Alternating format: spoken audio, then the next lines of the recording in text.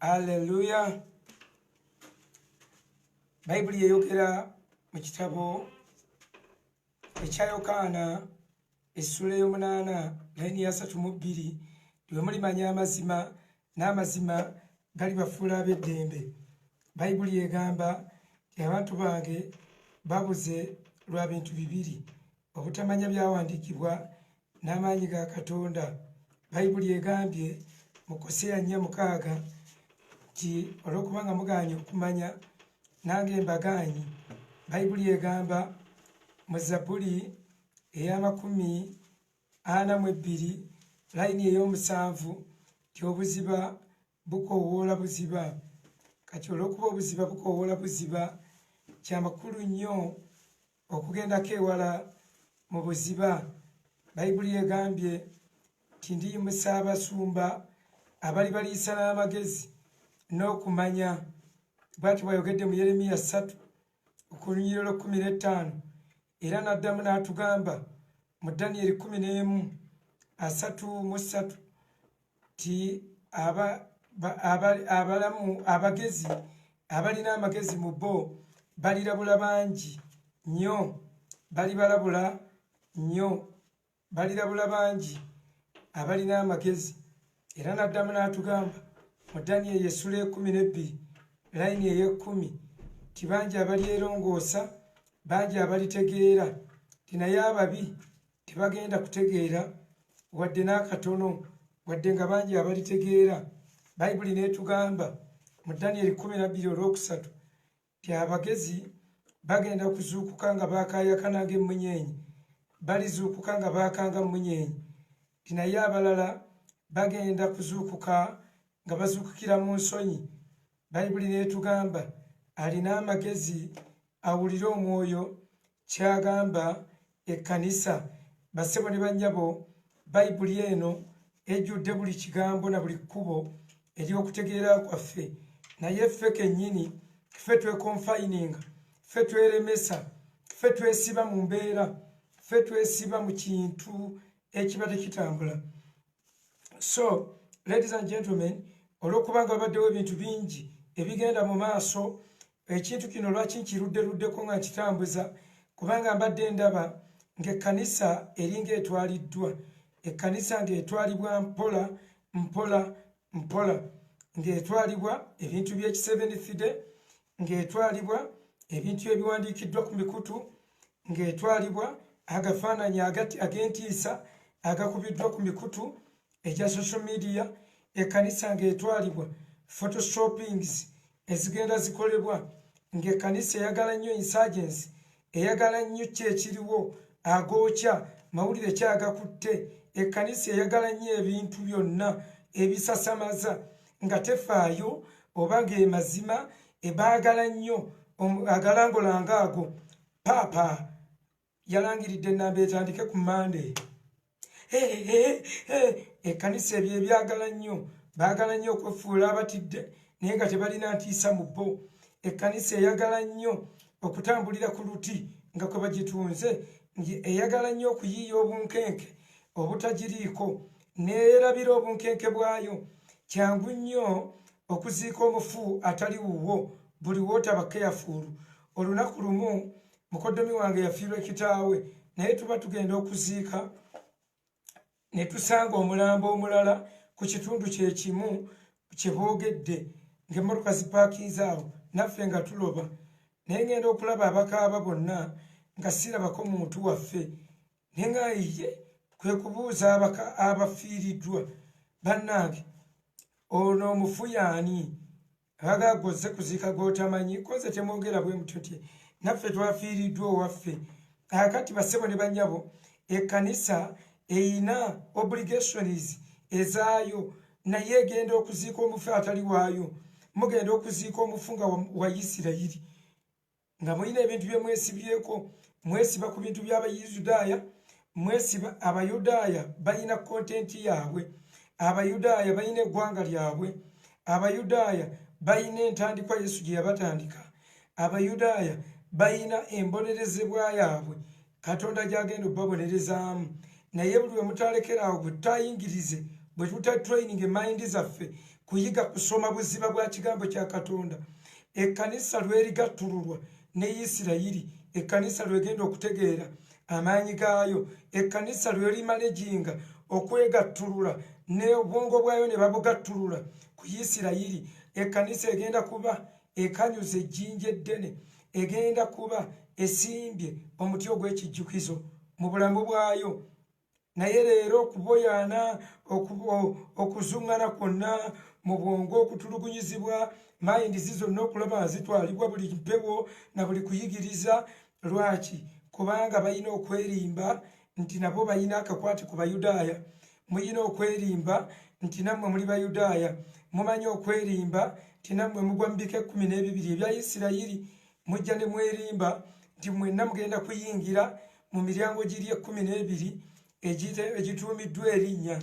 Egyo emiryango tegiri mu ggulu, tegiri ku ggulu, giri ku yeekaalu, giri ku yeekaalu. So ebintu bingi nnyo nga bw'osoma n'ogenda mu buziba osobola okkizuula ng'ekkanisa erina ebbanja naye ate esasula atagibanja. Bayibuli bw'eyogera mu Balooma 8 olunyiriro lwa 12, Bayibuli egamba abooluganda tulina ebbanja, naye omubiri si gwe gutubanja, mwoyo gwe gutubanja. Kiruma nnyo okusanga omuntu gw'obanja ng'alamuza mmotoka, ng'agenda kusasula mmotoka, ayagala kusasula abatamubanja. Ebinyiiza balandiroodi kwe kubanga akubanja emyezi 4 n'oleeta enkoko ennene ennyo, zino zi Brazilian, n'ogirya. Akubanja n'okola pate ne mutta embizzi nnamba, eno gye bayita masavulesi. Kalandiroodi akubanja n'okola birthday n'ogamba siina yankwatiddeko naye nkoze birthday ya bukadde 4. Can you imagine? Ebintu ebyo biruma balandiroodi, bibalumira ddala. So, ladies and gentlemen, njagala kubeera nammwe, njagala nammwe mbeere nange mu kuyiga kuno. Tuleme buli omu beera ng'oli kaamu nga tusomesa. Ekkanisa ndi mugigattululako omukazi gwe baagisibako gwe bayita Isirayiri, ng'ate n'ekkanisa nayo mukazi bagigeraageranyako mukazi ne Isirayiri mukazi. Akati omukazi owakubikkulirwa essula 12 versus omukazi owa Befeso essula 5 layini okuva ku 24. Bayibuli egeraageranya obufumbo n'ekkanisa naye neemuyita omukazi. Kakati kanisa bagirifaalingawo ku mukazi. Kati tuyinawo mukazi, ffe tuli mukazi ne Isirayiri mukazi. Leero yandibadde mukazi mujja, era Bayibuli egamba nti ndibajjako obwakabaka ne mbuwa eggwanga eddala eriribala ebibala byabwo. Era ffe bassebo ne bannyabo, kakati ffe ng'ekkanisa kino kye tulina. In actual sense Isirayiri yandibadde mujja waffe, naye Katonda wa bujja tetulina kuba na bujja. Isirayiri Bayibuli egamba nti ndikwasa obwakabaka eggwanga eriribakwasa obujja. Ffe baatuwa obwakabaka buno tukwase Isirayiri obujja. Kakati ffe tetulina kuba na bujja, naye Isirayiri yeyina okuba n'obujja ku lwaffe. Era bw'ogenda mu Isirayiri n'oyogera ti Katonda wa Isirayiri ayogedde nange, bakutunuulira oluusi ne bakujerega, oluusi ne bakubodola, ne bakulabanga yoyo, balabanga zolo zikubye. Kakati ebyo byonna birina okutuyamba ffe okubaako kye tutegeera. Nze ekintu ekyo kyannyamba nnyo, sigaa nti olwo mmaze okuweebwa nti era ntegedde nnyo, naye ntegeerera ku ddembe lyennyina. I have freedom, nyina eddembe mu bulamu bwange, nyina ebintu bye sifaako, nyina ebintu I don't care, sifaayo ku bintu bingi. Ensi byetaddeko omutima ennyo, ngamba nga bigireetewo nga bigitabula, ensi byetaddeko ennyo omulaka, neekanga bwekanzinga bwe mba mbifunye isoke, naye nga nga tebindya abaana b'ennaku zino bwe boogera biba tebindya. So ladies and gentlemen, tukyeyongerayo. Mbadde mbagamba Abadiventi bamala okutuula mu ddagala ku nsonga efaanagana bwetyo, era ng'enjiri yaabwe yonna, okumanya kwabwe kwonna, amagezi gaabwe gonna gasibiddwa mu bigambo bitono nnyo biringanga 3. Ensolo ekyokubiri amateeka ate ne banyukulayo erimu sabbiiti kati tebalina njiri endala era bo bayingira ne boogera ebyobufuzi ne babuulira ebyo kwate bulungi abantu bwe mubanga bannaffe they don't have what to say though they have whom to tell. They don't have what to say though they have where to say it from. They don't have what to say though they have the liberty to say what they have to say. They don't have what to say though they have the time in which to say what they would say. They don't have what to say even if they have all of the equipments which can help them to say what they would say. Ebyo bigambo bibadde bya Luganda olw'ebuziba nga bigamba tebalina kyakwogera wadde ab'okwogerera mu babalina tebalina kyakwogera wadde ng'obudde bw'okwogereramu bwe baweereddwa tebalina kyakwogera wadde ng'abantu b'okwogereramu bazze tebalina kyakwogera wadde ng'ebyandibayambyeko okwogera babirina si baadiventi bokka abantu bangi nga baweereddwa buli pulatifomu yonna naye ng'olaba they are beautiful containers without a content. Be container ezinyirira naye nga tezirina content. I'm telling you, waliwo resources z'abantu ze neegomba ne nga kale singa nze mbadde ne rediyo yoyo kale singa nze mbadde ne puroguramu oyo gy'alina naye newe abantu abali sharo basponsalinga nnyo era bapika ssente mu bintu byabwe era ebiri sharo. Kakati mwabeefuula abagenze mu buziba nga ffe bamukuye otoba noonoonya abali mu buziba nga basinga bonna baavu manya abasinga ate abalala abazirina ng'abatannakiwulira abakyanyeenyaamu kakati ne tubeeranga mu struggle bweti. However Katonda yatuwa obutono bye tulina okukozesa. We shall talk in Jesus' name. Tukyali ku mateeka n'ekisa kubanga bannaffe abadiventi bakisibirako nnyo ne bakwata n'ekkanisa eyaffe ne bagenda ku mitimbagano ne bakwatirayo abantu bangi abantu beeraliikirira. Abasajja bano bagenda mu kibuga waliwo ekkanisa emu ku kkanisa ez'amaanyi ne basomesa okulya embizzi. Ekkanisa abantu ne bavaayo ne beenenya ebibi era n'abasumba ba kyaki eyo wadde ku luno bagenze badde engulu naye tebakyalya mbizzi. Siga nti okulya embizzi kikulu nnyo naye oba obutalya kyekikulu naye bayibuli ebyo nnaffe etulimusa netuteeka waggulu w'ebyo. Bayibuli egamba obwakabaka bwa Katonda si kulya na kunywa naye mirembe obutuukirivu n'okusanyuka. Empagi z'obwakabaka ne bazisamalizinga ne batugamba sibye obwakabaka tebukyali mu byakunywa tebukyali mu byakulya tebukyali mu bya I mean it is not about eating. Tebikyali mu byambaga si kulya na kunywa tebukyali mu ezo festivals bwakabaka bwa Katonda naye n'agamba wabula mirembe butuukirivu n'okusanyuka. Gwe bw'okola ebyo obwakabaka obulina. Lwaki mweteekako kakiki omungi ennyo ne mubanga kasenyanku nga Kristo yatufunziza ebintu? Obwakabaka bwonna n'abukuwa oluvannyuma ennyo n'abutufunziza n'atugamba obwakabaka buno mirembe butuukirivu n'okusanyuka mu Mwoyo Omutukuvu. Mirembe butuukirivu n'okusanyukira mu Mwoyo Omutukuvu. Agambye byebikola obwakabaka empagi ssatu eyo ye Trinity ng'Omwoyo Omutukuvu akwata essanyu n'alituwa. Bayibuli ega Yesu n'asanyukira mu Mwoyo Omutukuvu. Emirembe Kristo n'atuwa emirembe. Emirembe mbawa obutuukirivu. Bayibuli n'etugamba awatali bwo tetuliraba Mukama eri mu Bebulaniya 12 olunyiriri olw'14 nti awatali butuukirivu tetuliraba Mukama. Bayibuli n'egamba Matayo 5 balina omukisa abatuukirivu baliraba era balisikira obwakabaka. Kakati kitegeeza Trinity eba eweddeyo.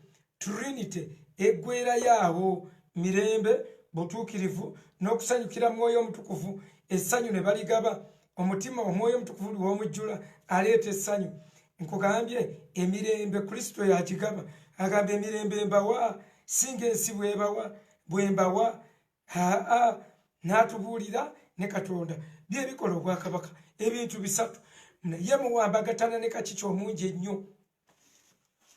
omungi ennyo wamma bagenda tukubako wamma ensolo wamma ekigundi kijja wamma waliwo ekibajja ekigenda otugwira wamma ekintu ekitambula nga oba kingwira nze kasitanyweza empagi ssatu kingwire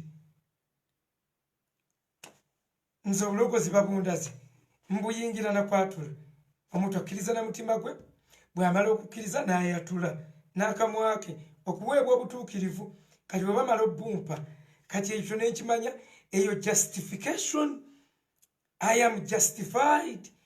Eno justification eyaffe batuwadde buwi justice ne batugamba sigenda kubanenya ebyemabega kubanga mwazaalibwa mu bubi mu bibi bajjammwe bwe bajja kale mujje nga bwe muli akati bwe bamala otujustifyinga ne tubeera justified kati ate ne tutambula olugendo okukola kye bayita sanctification olugendo lw'okutukuzibwa olwo nno olugendo tulutambula nga lulimu okwewaayo kakati olwo bwe tululimala mu lugendo luno biki ebirala bye tulukoleramu abitugambira eri Matayo 25:3 nali bwerere ne munyambaza nali muyise ne munsuza nali mukomera ne mundaba nali mu ddwaliro ne munnambula nali muyala ne mumpa ekyokulya nali n'ennyonta ne mumpa ekyokunywa ebintu 6 ebyo byonna 6 nga byetooloolera ku bintu ate 3 ebiri mu Matayo 23:23 ebigamba nti mulekayo ebintu ebikulu eby'omu mateeka justice obwenkanya mercy ekisa oba okusaasira and faith n'okukkiriza ng'olwo beesibye ku mateeka agali mu biweebwayo tekyali kiweebwayo nga kyamateeka wabula ebiweebwayo byonna people must give wiringire buli kyowadde wiringire kyekibaligo offering kyekiba ekiweebwayo ekirungi ate kyowanga etteeka iwe legalist era kiba kigwaniddeyo kwate amateeka gonna aga Musa okay so baganda bange mwenna balokole bannange mwenna nze nkusomesa nga nkubuulira siina pressure yonna siina nti oba neetumeko bantu siina na lutalo ndwawo nokebera sometimes those abafollowing emukutu gwaffe ndwawo era nze siyoola bantu waliwo oluusi lwe mutuyoola ne twesanga tuli mu gurupu ezimu naye nze siyoola nyina bakwano bange abamu tebamayira kumanya nti nyina gurupu abamu agigwamu bugwe eyo n'agamba bulijjo omwana gwe obuulira enjiri n'otaŋŋamba ng'ate nali naawe I don't love people sibeera awo yangu mujje mugundi yaffera mujje awali omulambo ensega we zikuŋŋaanira Yesu ye yagamba ensega teri azifuuyira firimbi teri agira firimbi te wano waliwo omulambo ensega ziina antena zaazo ziina site Yesu ye yagamba bamubuuza tulitegeera tutya nti oli wano oba oli wano n'agamba awali omulambo ensega we zikuŋŋaanira gwe weekanga bwekanzinga oli ku kituufu weekanga bwekanzinga gwe oli mu gurupu so ladies and gentlemen gwe beerangamu okay kanjisiruke mangu ndi ku nsonga 20 lwaki ekkanisa tulina gigattulula ku mateeka agafuga Isirayiri ge baatulagira okukwata ng'ekikwatibwa obanga gakola Isirayiri gagiremerawa lwaki Isirayiri gagiremye lwaki bagijjako obwakabaka ng'ate yalina amateeka mu Isirayiri yagajja ku lusozi mu Isirayiri yagawulira mu Isirayiri yagasomesa mu Isirayiri ye yagawandiika gamulemera ku ki ekyo nakizeemu eggulo negamba mu Baluumi 8:3 timanafu n'okutuyinza tegatuyinza galema tegasobola kukyusa muntu kambabuulireyo kino bayibuli egamba tobbanga waliwo ekyatakimanyi naye tekikuwonya bubbi teri abba nti tamanyi nti tobbanga gyeriri waliwo ekyama ekirala ekiyinza okutaasa ekiri emabega w'etteeka lya tobbanga kati ekyo nze kyenkugamba gyekiri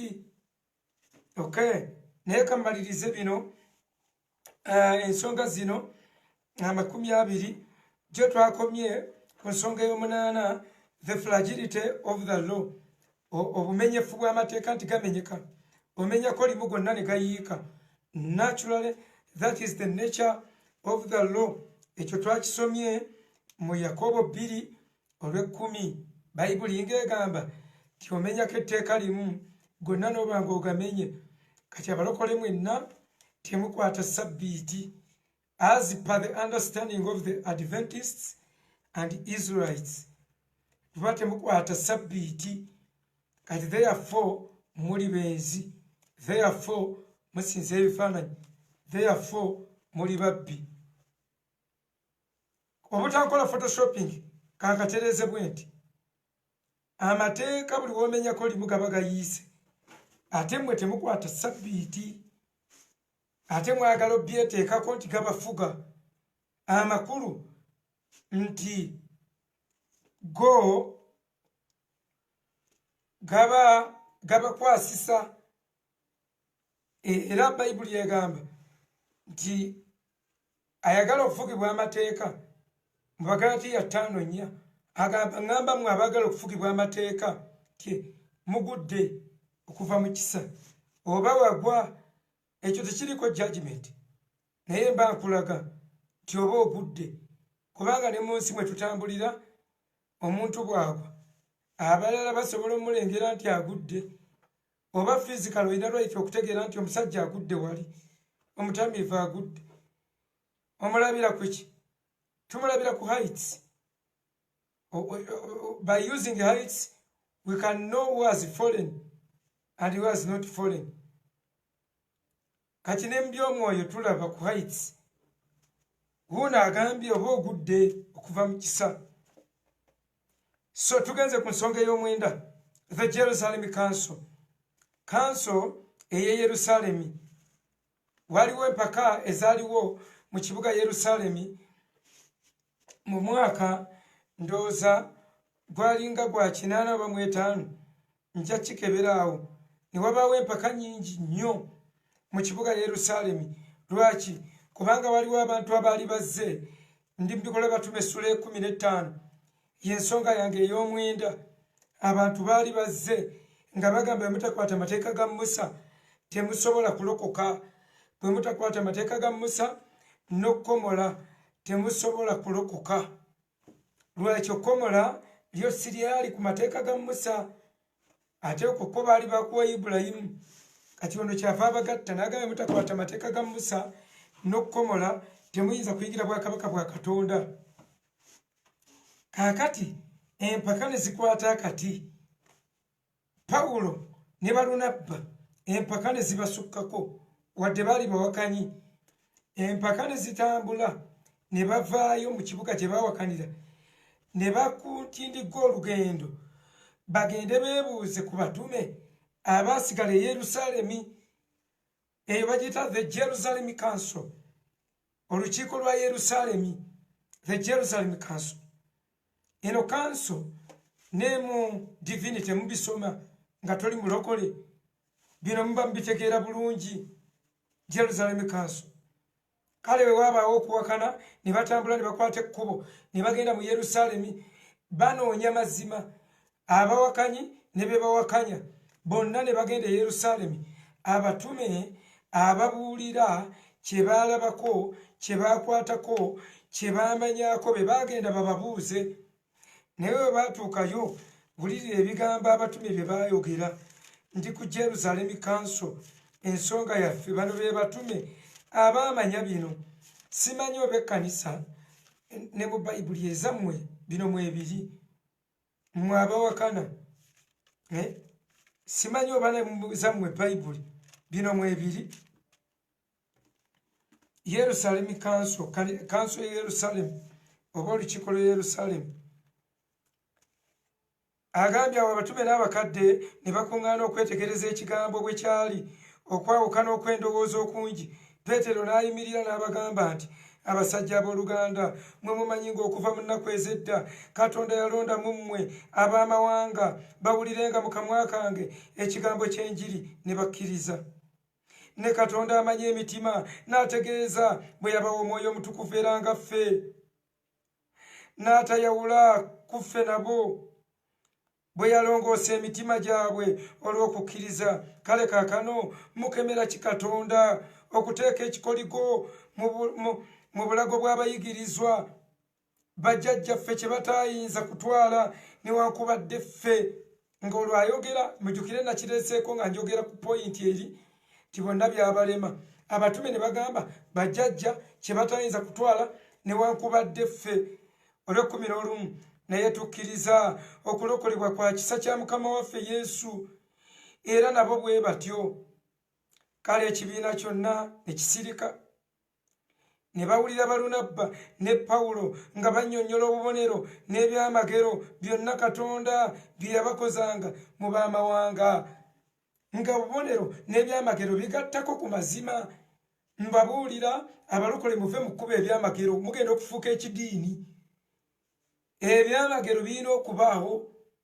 Nze njagala ebyamagero, nzikiriza mu byamagero, njagala biraba nga bikolebwa. Ati gwe bikulema olw'okuba biriko okusasula omutango babikube. Don't waste time. Naawe ojja kwagala ekyamagero. Bayibuli egambye mu Matayo 22:29 n'agamba atya nti babula olw'obutamanya byawandiikibwa, ekirala n'obutamanya maanyi ga Katonda. Kakati ge bayita amaanyi ga Katonda galabisibwa mu njiri, galabisibwa mu kukyuka, galabisibwa mu byamagero n'obubonero. So temubikyawa. Naye Pawulo abadde awa obujulizi ti ab'amawanga tubabaddemu nga tebakwata mateeka, naye Katonda ng'akola obubonero n'ebyamagero ebingi ennyo buli kiseera mu buli kadde. So ladies and gentlemen, uliriza kino, ulirizaayo kano. N'agamba mbu abo bwe baamala okusirika, Yakobo n'addamu n'agamba nti, abasajja abooluganda mumpulirize kyotyo. Simiyoni annyonnyodde Katonda bwe yasooka okutunuulira amawanga okuggyiramu erinnya lye, okutunulira abamawanga okuggyiramu erinnya ly'abantu. Ebigambo bya bannabbi bitabagana n'ebyo nga bwe kyawandiikibwa ti oluvannyuma lw'ebyo ndikyuka ndizimba nate eweema ya Dawudi eyagwa, okumenyeka kwayo ndikuzimba nate era ndigigolokosa. Abantu abaasigalawo banoonye Mukama, n'amawanga gonna abaayitibwa erinnya lyange ku bo, bw'ayogera Mukama ategeeza ebyo byonna okuva ku lweberye lw'ensi. Kati 19 ono ayogera ye Bishop wa Yerusalemu. Kyakonkuludi nga teri addamu. N'agamba kyenva nsalawo tuleme okuteganya abava mu mawanga okukyukira Katonda. Tuleme kubateganya mu prosesi nga bakyukira Katonda. Olwabiri, naye tubawandiikire beewalenga obugwagwa bw'ebifaananyi, beewalenga n'obwenzi, beewalenga n'ebitugiddwa omusaayi, beewalenga obugwagwa obw'ebifaananyi. Abasinza ebifaananyi bo basibako n'akagambo k'obugwagwa, era buli gwolaba avunamira ekifaananyi ekyo ekigambo ekyo nsinze nkuvuma. Bayibuli yeegambye oli mugwagwa. Kankyogerezeeko nze mujja kumpayiriza ebintu bingi so nga ndi mwetoowaze. 45:22 Isaaya olunyiriri 2 agambye mwekuŋŋaanye mujje musembere mmwe abawonye ku mawanga. Tyotyo tebalina magezi abasitula omuti gw'ekifaananyi kyabwe ekyole ne beegayirira Katonda atayinza na kulokola. Era maama era okyali kunze munnange nti nze nkufumye father maama n'abakatuliki nze nkuvumye munnange bayibuli egambye mwewale obugwagwa okusiigibwa obugwagwa bw'ebifaananyi ate ono naagala tebalina magezi abasitula omuti okulya ebifaananyi obutaba na magezi bwe bugwagwa era nze munnaye nze nkyakuvuma n'atugamba twewale bisatu obugwagwa bw'ebifaananyi okulya ebitugiddwa nga mulimu omusaayi n'obwenzi era ekikuba ekkanisa y'amawanga nekigiteeka ku ttaka ekikuba ekkanisa ekibyo giteeka ku ttaka byebintu bisatu bintu bisatu bifaananyi era ebyekika kyonna ng'abasumba bafuuse ebifaananyi era mu kifo kiro nga kifaananyi kyammwe kiri awo olaba nsoma bayibuli oli n'agamba gwe wasomye bayibuli musumba agamba oba ati kati ku mwembi tuwulire bwani edda awo bwe navumiranga ng'awo mba nkuddamu ekigambo ekizibu ennyo ne mukama akozeemu omulimu kati mbuulira bubuulizi ne nkugamba nti don't be silly kubanga wano tuba awo kyokyo mba nkubuuliridde towakana kubanga mbagaye don't tobeera mba nkutaasa n'olwekyo toyinza kugamba nga nkusomedde bayibuli ng'oli ayogedde ate alina lugiri n'olumu n'obuuza kati tukwate waani era oluusi ntera obbaddamu nti nkwatewo omusumba wamu ate onyiize sinyiize nze njagala bwe mba nkuwadde ennyiriri oŋŋambe ate luno olunyiriri by the way olugendo lunene guno omulembe wakyaliwo n'abantu abasoma ennyiriri za bayibuli n'agamba gundi n'asoma wano olugi lumu nabano n'asoma olumu neyeekolera context eyiye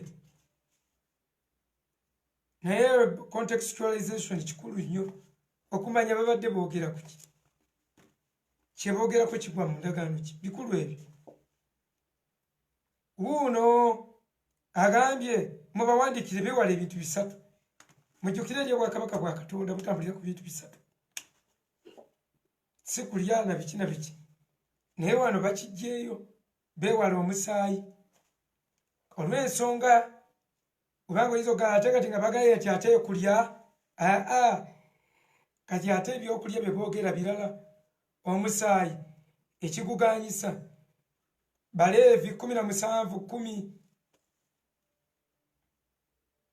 agamba obulamu bw'ennyama Baleevi 17:10-11 mpaka 12 ti obulamu bwa buli kintu kyonna buli mu musaayi kati ekituganyisa okulya omusaayi tuba tulya obulamu ate nga waliwo obulamu bwe tuyina okulya Yesu kye kimuweesaayo omusaayi gwe era bwe tusembera ne tukiikirirwa bukiikirirwa naga guno gwe musaayi gwange munywe olw'okunzijukira akati obulamu yatuwa obulamu buli mu ye nze kkubo nze bulamu nze mazima akati tetubirya olw'okuba tuyina ekyokulya ekiwazi replaced ebyo byonna tetulya ebifaananyi abiganye kati the leading factor omulabe w'ekkanisa namba emu oba obyagala oba tobyagala bwenzi bwana mubiri amasaza gonna mu ekyange kyange baba amasaza b'omu bbanga malayo nkuwanulayo kumenyaamenya beddusu erikwatanga masanda bululu ebyo yogera sitaani ne bweyogeza kuuta n'oluwawu olukuuta embaawo kwisaakolanda ku matama ebyo byonna sitaani tebimukanga ng'akumanyidde ddala yakusibye emigwajo ekintu ekisibye netiwaaka omubi gy'akozesezza mu nnaku zino ezisembayo mbabuulira mikwano gyange bagiyita omubiri gubbye ekkanisa obwenzi bubbye ekkanisa ne bugiteeka ku ttaka abasajja ab'amaanyi bagudde sajja ab'amaanyi babbiddwa bateekeddwa wansi nolwekyo mulowooze ku nsonga ezo mulowooze ku nsonga ezo mulowooze ku nsonga ezo netiwaaka eri unstable naye katonda agenda tuyamba tuteekeko UTL osaagale katonda katonda I have seen God agenda tuyamba tujja kusako UTL byonna tulikole tuweereze mu budde bwaffe waliwo ekiseera twolyagala okuweereza ng'ate tosobola yuda lwe yayagala okuwaayo nga sente ze teryazirisiivinga ye teyawa na kimu kya 10 yawa 10 kya 10 yadduka azisuule mu kereziya nti okwogera kanisa yadduka azisuule mu kereziya ne bazimuziririra omusosoloti n'amulaba n'alagira bazimuddize n'adduka nga buli wantu wonna bamuganye teyagula kwadde omune gwa segereti n'agenda n'alinnya omuti ne yeetuka sente ze yalyamu olukwe teyazirya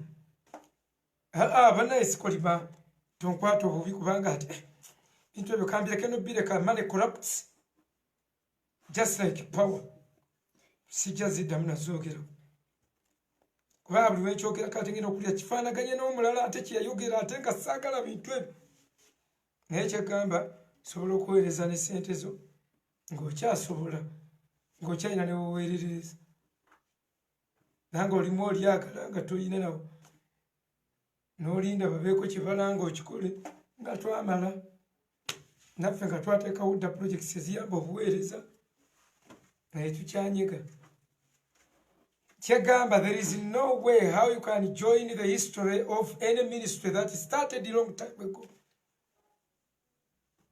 But you have an opportunity. This is a new opportunity. You can join the history and making of this ministry. Tuzimba studio gwetwenyega. Data ajira n'atugwako gwetwenyega. Network ezenjawulo gyeziri mu nsi gwetwenyega. Gwokwatako njiri nga bw'okanga nnyinza okunyiga left.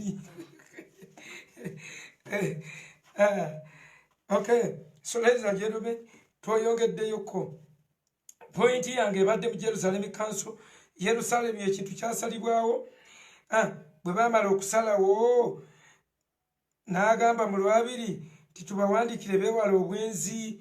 Obwenzi bubakubye, obwenzi bukubye abantu basigadde kwekaza, abantu basigadde kwenyiririra kungulu, naye abantu babumbujja. Era singa omuliro gw'okwaka kuno kw'omubiri tegwali gwa mwoyo, mwandirabye omuntu nga akwata flying ebanduka omuliro kiki, mwandirabye abantu ng'atambula ne ka fire extinguisher wano ku kisambi kiki kamuzikiza oyo ayaka, mwandirabye abantu, mwandirabye obumotoka, mwandirabye buli muntu ng'atambula n'akamotoka oba ng'alina spray nga yeefiirako spray kiki ayaka. Bannange omuliro gukutte abantu baaka ate ne beekaza ekinnuma ate temuva ku bituuti nze kyo kinnuma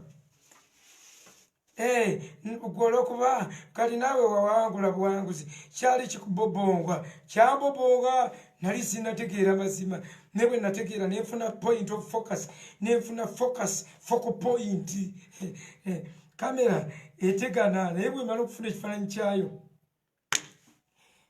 nafuna focal point last naye nga sijja kulimba kyoba ndi malayika oyinza okugamba abamu balaawe abamu bazalibwa maama nze nayakanga n'amaaso ne gamyuka nensigala mu kasala kkubo n'ennaku z'omwezi nenzerabira nembanga ng'ebirowoozo nga neegomba ne bakanyama singa nalina ennyama emala nandikutta omuntu naye abonabonabona nga ndi mulokole kale nga neeyita mulokole saagala naga kambive nako kubanga abamu buli wenjogera owulira nga akusalira omusango mu kifo ky'okunoonya amagezi agagamba mponye ntya muve mu bulokole obwekaza.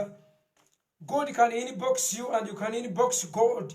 Sigamba kukubagana eŋŋumi ngamba mugende mu inbox ye. Bayibuli egamba mwekebere mulabe oba mugwanidde tiwe munekebera tebajjanga kubakebera buli bamutekebera babakebera bane nga tubuulirira abantu nobabuuza mweyoke nali mbuuza wano kagaalo nyina indicators nze zemmanyi omuntu oba yakanze mba ne indicators neŋŋamba okay lwano wangula omubiri naguwangula dda ekyo kale nze tekikyalira waitawo weeks 2 ng'ate akuba bankebedde nga ndi lubuto kani imagine kati nkole ntya omuvubuka agamba ndujje mukozi wagamba wawangula sumba bimanyi bibaawo kati buli omu alowooza waddembe okulimba kani imagine so ladies and gentlemen beera wa mazima eri obulamu bwo obulokole twagala obulokole ng'emmanji oba mulokole mu kisikizo oba mulokole ku buliri ng'oliwekko oba mulokole musajja gwe mukazi wo nga yakulekawo n'agenda mu Saudi Arabia nga wadde oliwekka mu nju ng'oli mulokole naye mulinda abagambako tusalidde omusango oli mutukuvu nnyo olinda ofe bagambe tusalidde omulambo omusango kale wuliriza kino nti kubanga okuva edda bannange wulira ensonga gye baateekako olwabirimu olumu ndibikola batume 15 nti kubanga okuva edda Musa alina buli kibuga abamubuulira era ng'asomebwa mu makuŋŋaaniro ku buli sabbiiti wulira yababijereze temubateekako bintu ebyo Musa ebyo ebya Musa birina ababibuulira mu buli kibuga ne mu buli sabbiiti amateeka Yesu bwe yajja agaali aga Katonda gaasigala ku muntu ne gaba ga Musa era bano olw'okuba bakizuula nti Kristo kigambo kya Katonda Kristo maanyi ga Katonda Kristo kifaananyi kya Katonda bwe bakizuula ng'ekifaananyi kya Katonda ye Kristo ng'azze ng'alaga nti amateeka agakubye bw'amala okulaga ng'agakubye bo ne basigala nga bagakootinga nga bagamba ga Musa kakati eno y'ensonga kankaddemu mpola ennaku zino simanyi kyatuuseewo bantu bangi ebintu byenjogera mpulira lipoosi nyingi nga tebabitegedde abo bankyuse mu lulimi njogera oluliija kuba sitanga musituusa yali sitiiri teyabayimusitiisa oba ntekemuko ku ludiija agali bassebo ne bannyabo amateeka ga Musa gafuuka aga Musa Kristo ng'azze n'amateeka ag'omwoyo nga gali gavuddewo ensi neegasigaza ne gafuuka ag'omuntu nga kituufu Musa gwe baagawa description yekyuka ne gafuuka amateeka ga Musa kaakati Yesu kyagamba nti nze eby'abantu sibikkiriza nga byagamba eby'abantu baali bamugamba amateeka ga Musa naganze eby'abantu sibikkiriza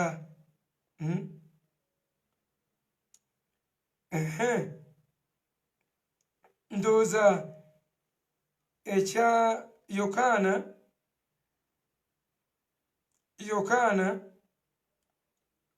essuula mujja kusoma ya 5 mujja kusoma ya 5 siyinza kukola kintu kyonna ku bwange nga bwe mpulira nsisala musango n'omusango gw'ensala gwa nsonga kubanga sinoonya byenjagala bw'ategeeza ebyange nze kutegeeza kwange si kwa mazima waliwo omulala ategeeza ebyange mujja kulusoma kyo mujja kusoma Yokaana eyo essuula ey'okutaano essuula ey'okutaano oluyiriri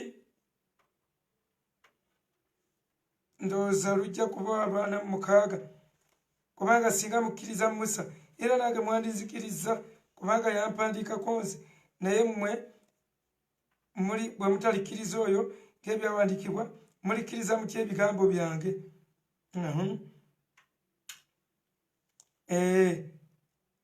mwejja kuviira ddala ndooza ku 3:9 Yokaana. Kale mikwano gyange njagala kubagamba eyo nsonga ebadde ya 9, the Jerusalem Council, Bikola y'Abatume 11. Nayagamba Musa alina abamubuulira mu buli kibuga. Kati mu kibuga kyaffe ani abuulira Musa? Ani abuulira Musa? Mwenoonyi baa Musa alina abamubuulira. Could it be your church? Could it be your pastor? Alina abamubuulira mu buli kibuga.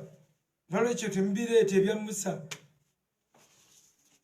Ne babawandiikira ebbaluwa era nabalo ne baddayo ne basomesa abantu ne babatuuza.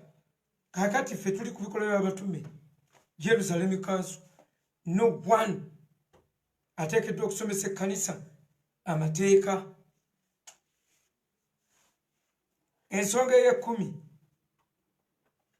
the scientific interpretation of the law by Jesus. Enzivunula Yesu gye yavunulamu amateeka. Tetuganya kukwata mateeka. Okuva mu Matayo essula ey'okutaano okuva ku linnya 17 mpaka ku 18. Ate ovaawo oyongereyo ove ku 2 mpaka kanzikuwe scientific wano. Yesu yavunula amateeka scientifically. Yavunula amateeka mu ngeri eri scientific. The scientific interpretation of the law. Matayo essula eno yakutaano. Matayo no bw'ogisobola, Matayo 5:6-7. Awe wali kye bayita doctrine of Jesus. Nga bw'ogikwata bw'obikola mulokole gwe bw'ogonzanga Matayo 5:6-7 n'ogitambuliramu. Genda oyambale tugenda mu ggulu. Matayo 5 agambye bw'ati. Matayo 5 agitandika mu kakali. Agamba bwe yalaba ebibiina n'alinnya ku lusozi n'atuula wansi. Abayigirizwa be ne bajja gy'ali. Bano bayigirizwa. N'ayasamya akamwa ke n'abayigiriza ng'agamba, naweebwa omukisa nga ndi mu Isirayiri ne ntuuka ku lusozi luno, the mountain of the Beatitudes. Ne ntuuka ne tulaba ekifo Yesu we yatuula n'abayigiriza be. Kati ebibiina ne bibeerayo wansi mu kikko.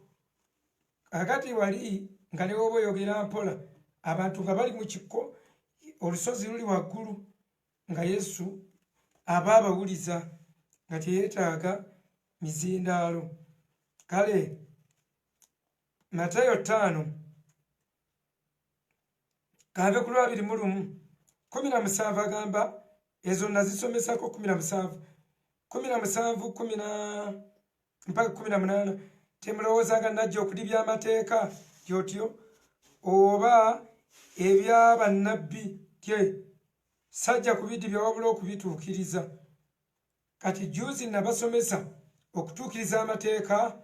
Ebya bannabbi Yesu yabituukiriza atya? Yesu yabituukiriza abikola. Obikola atya? Ng'ayagala. Okwagala kwe kutuukiriza amateeka ye. Kwagala kwe kutuukiriza amateeka. Obisoma wa? Mbisoma mu kitabo ky'Abaluumi essula 13 layini ey'omunaana. Bayibuli egamba ng'ayagala olwo ng'atuukiriza amateeka gonna. Kubanga amateeka gonna gatuukirira mu kino yagala muntu munno nga bwe weeyagala wekka, era yagala Katonda, era mwago mwe yayima n'aba ng'atuukiriza amateeka olw'okutwagala. Ne kitaawe bwe yatwagala, bwe yayagala ensi, yawaayo mwana we. Ani kumu ayagala munne n'atuuka n'okuwaayo obulamu seera. Kati ye Matayo 5:17-18. Era n'agamba ku mateeka tekuliva kintu kyonna paka okutuukirira kw'ebiro nga kutuukiridde. Okutuukirira kw'ebiro kwatuukirira kutya? Bwe yayagala ensi n'atuma omwana.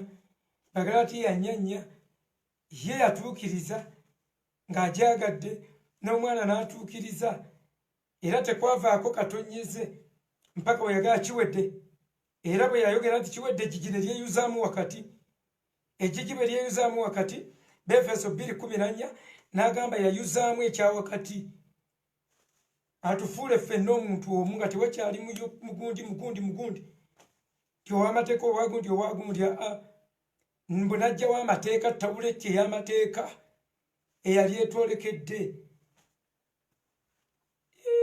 anna nze mpuliranga ebirikiriye ennyo oba ensi teyagala bwagazi kulokoka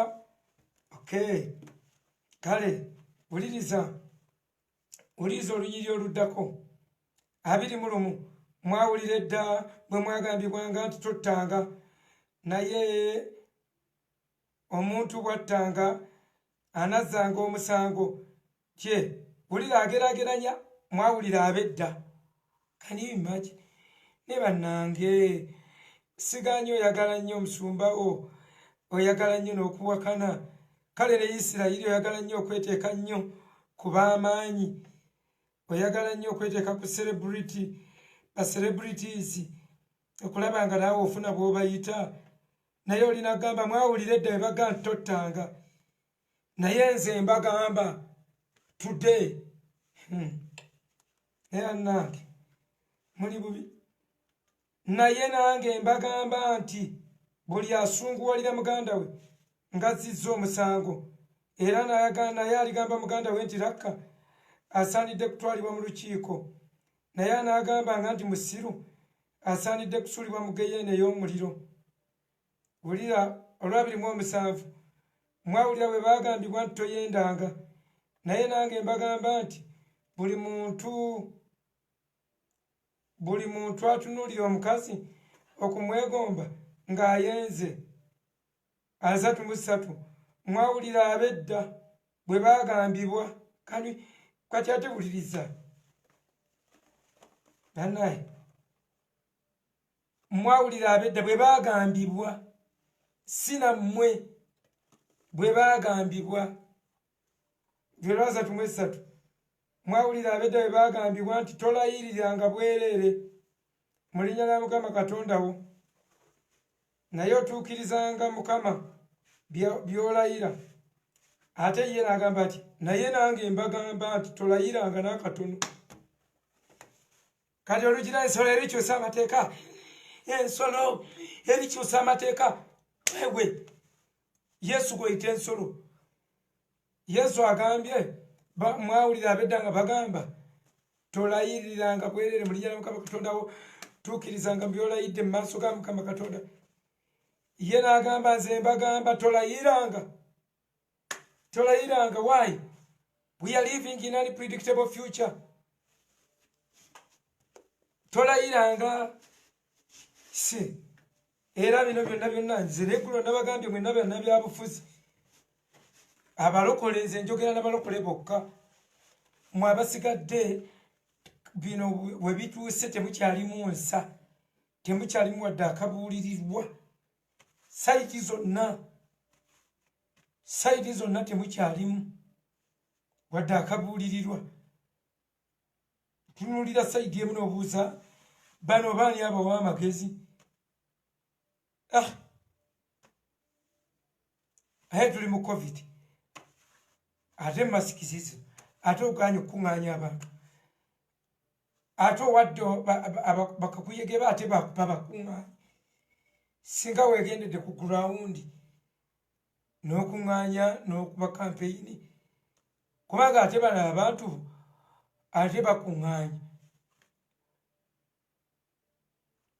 nze muyinza ebintu byammwe nze ndabanga mwenna temukyagambikako you are feeling haire mwogera buli omu binene naye tolayira towera anything can happen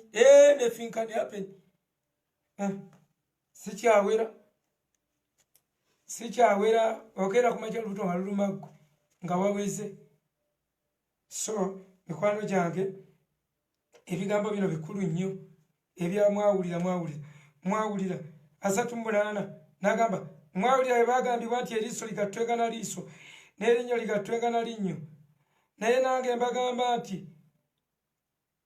temuziyizanga mubi, temuziyizanga mubi. Bino biri mu ndagaano mpya mu Bayibuli yo ndi mu Matayo 5:38. Temuziyizanga mubi yotyo. Naye omuntu bw'akukubanga oluba olwa ddyo omukyusizanga n'olwa kkono. Omuntu bw'ayagalanga okuwoza naawe okutwala ekkanzu yo omulekeranga n'ekizibaawo. Omuntu bw'akuwalirizanga okutambula naye mayiro emu tambulanga naye n'eyokubiri. Akusabanga omuwanga. Omuntu bw'ayagalanga okuwola omuwola tomukubanga mabega. Kakati scientific system Yesu gye yateekamu amateeka ayinza okugamba mbu gano gaba gakyasobola okukomawo. Olina gamba otunulira omukazi ng'oyenze ate n'akomawo n'agamba bw'okwatira mukazi w'omubwenzi mugobe, ng'ate bobwenzi babwongeddeyo kati nga buli mu kutunuulira. Maama wabaawo anaasigaza omukazi oba omusajja. Abakazi lwakuba teboogera ne bw'ajja n'ayita ku musajja wadde bo basirika, n'ayita ku lusajja olugogofu nga lwogera eddoboozi bannange eriri diipu, nga lijjudde ekitiibwa, nga lulina ebiiso, nga lwogera oluvungu, bannange olusajja nga lubigula. Abakazi nabo balina abasajja ababakuba. Kati awo oba oyenze, kati awo nga tugoba. Yesu tayinza biteeka scientific aye n'abiza ku analogo. Law is analogous. Is oba analogiki. Vocabulary buli omu aleeta mpya zizi. Mateeka gali ku analogo. Yesu ebintu abitadde mu digito. Kati otunuulira mukazi n'omwegomba ng'oyenze. Kuba biri byali physical. Tumukutte lubona ng'ayenda ate balese mukazi yekka. So unfair and unjust. So, ladies and gentlemen, nana musatu jagisoma. Mwawulira bwe baagambibwa tiyagala munno naye okyawanga omulabewo. Naye nange mbagamba nti mwagalenga abalabe bammwe, musabirenga ababayigganya, mulyoke mubeerenga ne baana ba kitammwe ali mu ggulu, kubanga enjuba ye ajakisiza abalungi n'ababi. Gali scientific. Tivula engeri gy'obanga omusamba omupiira adversary eba wakati wa ttiimu eri n'osabira eri ate n'eri ng'erina kusabira eno. Eyo fair game. Kyetugamba ti aba people power basabire nnyo aba movement bawangule. Aba movement mugende mu church musabire aba people power bawangule. Agambye munayagala ababaagala mulifuna mpeera ki? N'abatali bakkiriza bwe bakola. Kati bw'oba mulokole ng'olimu ebyo ndowooza owulira bwe bikalubye akuko kakegambye. So eyo nsonga nnene nnyo eri scientific. Endala kama bw'alituwa ebiseera biro ebiridda tulizibawa. Naye waliwo Jesus is on mission ensonga ye-11 bwe yabuuka etteeka erya sabbiiti. Yesu yabuuka etteeka lya sabbiiti. Etteeka lya sabbiiti eryo lyetteeka lyokka gye batatula gye tutalabako omuntu alagira lunaku olutukuuma. Lyetteeka lyokka eryadibizibwa ne Kristo ng'alikuuma lyetteeka eryokuna. Etteeka eryo eryokuna lyokka lye lyali ceremonial ku mateeka 10. It was a ceremony, one ceremonial law ku mateeka ag'embaga. Etteeka lya sabbiiti Yesu yali yasuubira oddigoba. Katonda yali yasuubiza dda tyajja ddigoba. Kyova olaba yalibuuka ne gasigala mwenda. Lwaki yennyini yali sabbiiti kiwummula butukuvu n'omukisa. Katonda n'aluwummulirako n'alutukuza n'aluwa omukisa. Yesu bwe yajja yafuuka ekiwummulo mujja gye ndi n'abawummuza. Yesu bwe yajja yafuuka omukisa, ye yafuuka byonna mu byonna. Naye yali yasuubiza dda oddugoba mu Isaaya 1 olunyiriri olw'11 mpaka ku 12. Olwo etteeka lya Ssabbiiti yali yagamba dda oddugoba. Isaaya 1 okuva ku lw'10 agambye, kansome ku lw'12. Bwe mujja okulabika mu maaso gange, ani yabasalira kino obutalinyiriranga mpya zange? Temuleetanga nate ebitone ebitaliimu obubaani bwa muzizo gye ndi, n'emyezi egibonese, ne Ssabbiiti, n'okuyita amakuŋŋaaniro. Sisobola butali butuukirivu n'okuŋŋaana kw'eddiini. Agadiini gonna ne bagoba, Ssabbiiti zonna ne bagoba, n'emyezi gyammwe ne bagoba. Ekyo yali yakisuubiza dda ne mu Koseya yakisuubiza. Koseya essula ey'okubiri layini ey'e11 mu kitabo kya Koseya, wano wenkoma. Koseya essula ey'okubiri layini ey'e11 agambye bw'ati nti era ndikomya ebinyumu bye byonna n'embaga ze n'emyezi gye egyakaboneka ne Ssabbiiti ze n'okuŋŋaana kwe kwonna okutukuvu agenda bikomya. Yali yasuubiza okukomya ebyo ebintu byabwe. Their holy convocations, holy convocation ne Ssabbiiti. Ssabbiiti baagigoba era buli agyesibako bagenda bagobye, naawe oli mugobe. So mwebale nnyo, mwebale ddala, mwebale kugoberera, mwebale kutwagala, mwebale kutuwuliriza. Ensonga endala nnyingi nnyo, the covenants nayo ensonga ku lwayo. Kale tukyayinza okukolayo akamu ne tusimalayo, noba ng'oli complete mu nsonga eyo ng'ojjudde, nga ne bw'olisinkana mu Advent ne bwaba kitaawo mukwata mpola, si mu ddoboozi ekkangufu ng'eryange, naye muyige okubabuulira enjiri ng'ate bwe musekaaseka.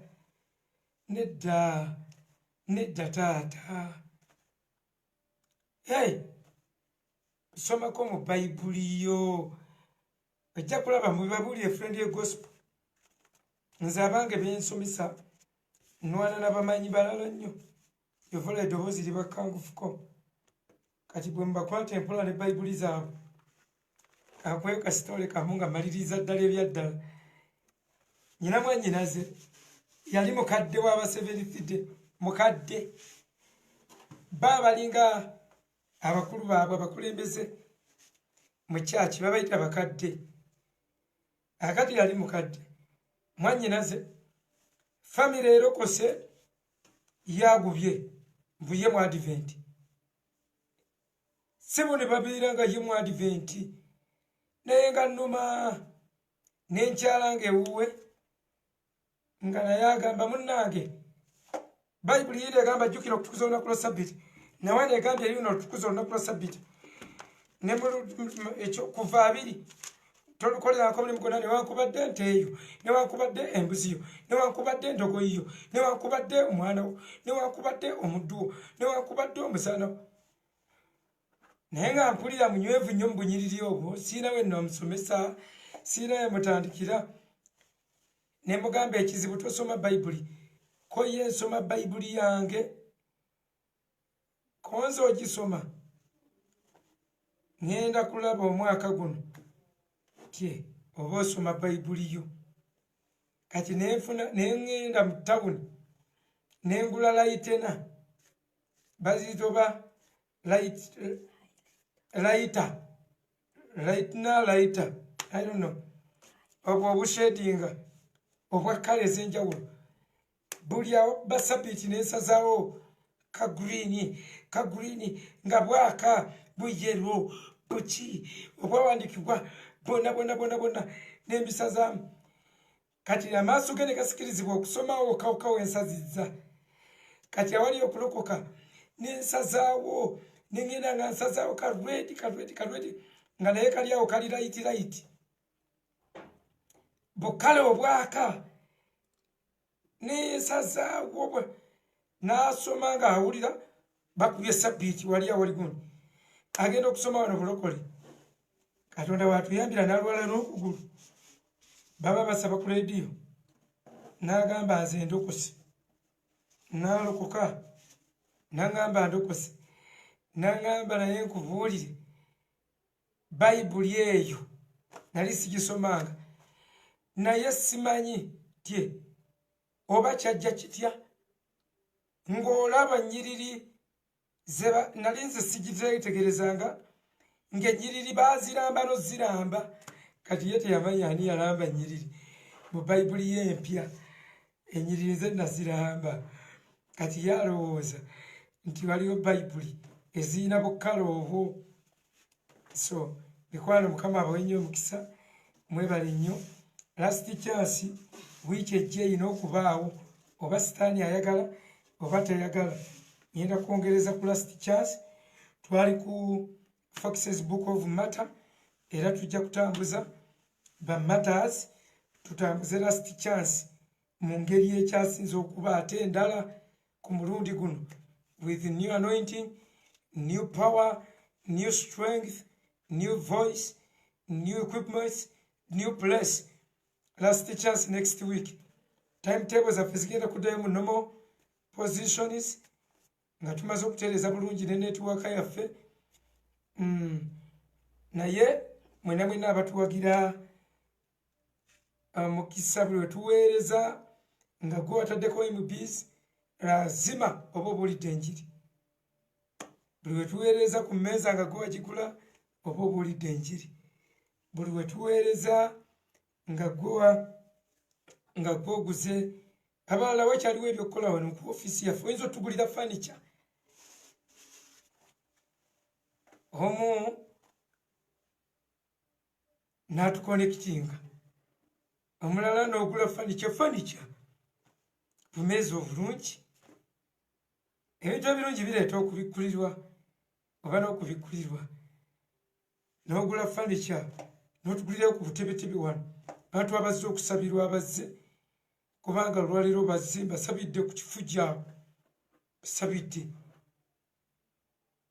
waliwo awo mukwano gwange abamu emujja nga esuzisuzi gwe wajjawo wenakuteeka wa neiba wali nga tetulina katebe n'akamu nolwekyo sobola otugulirayo butebe nogamba gulire butebe bwa pulasitiika 13.5 3.5 10 tubuteekawo bagenya abazze kansolingi mbeera wano nga ngoba emizimu lazima sabira abalwadde waliwo naye gwe bandeetera eddakiika zino bo baganye omutwala mu ddwaliro emizimu awulira gimutulugunya era anaatera okutuuka ku ssaawa zino 4:30 so mikwano gyange njagala kubagamba you can stand with us ku nnamba eyo bintu bingi bikyali ebyokukola bikyali bingi bukatini obulungi nawe nawe tubuteekamu mataala gaffe gakyabulamu bingi njagala enjiri yakutukeko ngaekunyumira naye ne bwogiseyalinga nga bawulira eri wansi baloboozi it's not appetizing kujjako waba ennyonta ennyo be bawuliriza enjiri so God bless you thank you very much mukama abatuweere ennyo omukisa katusabe ennamba yaffe eri 0755 thank you very much taata mu linnya lya Yesu Kristo omwana Katonda omulamu kwebaza olw'abaganda baffe bonna abatuwaniridde emikono wanirira emikono gyabwe baleme okuddirira baleme okuggwamu amaanyi baleme okugwa banywereze mu kisa kwegayiridde bafukeeko amafuta ogobe enzikiza mu bulamu bwabwe kabaka w'abakabaka weetoloza okubeerawo okwo eri obulamu bwabwe mu mazzi amangi bakwate ku mikono kwegayiridde ebipali byonna buli kisirani buli muzimu buli musambu amayembe ebitamba agazikiza gonna mukama gawalula ogajje mu maaso g'abakristaayo nsaba ekisa kyo kibeere ku bulamu bwabwe taata golola omukono gwo buli alina endwadde awonyezebwe. Let there be healing right now. Bwabeerewo okuwonyezebwa abalumizibwa emitwe, omutwe omusaayi ogwava Kristo mu mutwe gutonye mu mutwe gwo, omusaayi ogwava Kristo mu kifuba guwonye ekifuba, omusaayi ogwava Kristo mu lubuto guwonye embuto eziruma, guwonye alusazi ezibaluma. Taata abataase, Mukama agambye atuma ekigambo kye ne kibawonya. Atume ekigambo kibataase, atume ekigambo kibawonye. Mu linnya erya Yesu Kristo byonna tubisabye nga tukkiriza. Amen, amen. Be blessed. God bless you so much. Amen.